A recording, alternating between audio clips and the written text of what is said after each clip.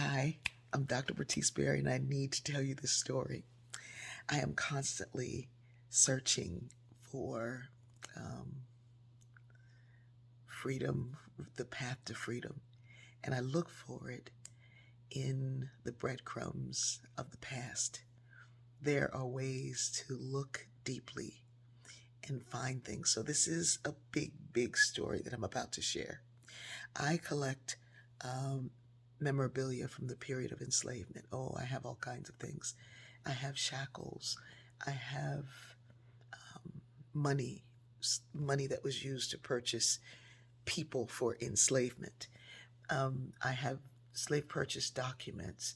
I have the Billy Club that was used by William Lloyd Garrison and Frederick Douglass's bodyguard. I have freedom medallions, medallions that were worn by abolitionists to give signs to one another that they were one. They were one. But I found one of my best finds recently, several actually.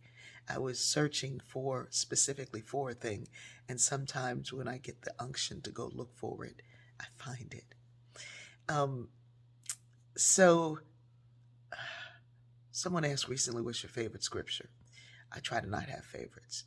Favorites become the brain's way of conserving energy because you can only focus on what you favor and what you find most important. Um, and so favorites often become preferences, and preferences, can, if you're not careful, can become prejudices. So they were saying, "What's your favorite scripture?" In the past, I've had go to scriptures whenever I've gone through something, and it will help kind of reroute me or redirect me.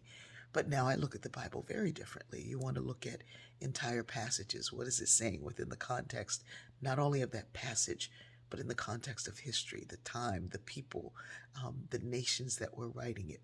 Look at those passages in the Bible, and they're talking about the Canaanites and the da da da, the da da da, and the Moabites and the da da da, and then look at a map and look at where those people were and who they were, and you'll find that over time, this one conquered this one, who conquered this one, and then this one, and then they became, and then they, and it is so fascinating. And I'm really off on a tangent. I got to tell you this story.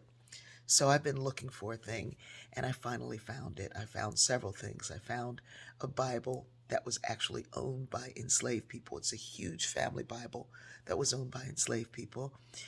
It was in a slave camp, what's called a maroon nation, a maroon camp, people who had run away from enslavement and made themselves free. And they lived in a camp together in the wilderness. And there are these maroon nations, maroon camps throughout. Anywhere where there were slaves, people rebelled. Don't think they didn't. So I found that. It's a huge, huge, beautiful family Bible that had originally been owned by a Confederate soldier and then was taken by these free folks. Ooh. Ha! I also found a copy of the Slave Bible. I know, maybe you haven't heard of it. Maybe you have.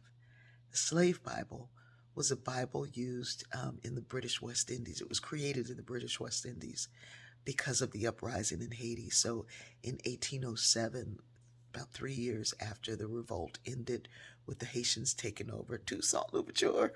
Anyway, so this Bible was created so that folks only got parts of the Bible and nothing that talked of liberation. The whole most of Exodus is missing. The whole deliverance out of Egypt is missing. And you couldn't read it in church. You couldn't do it here.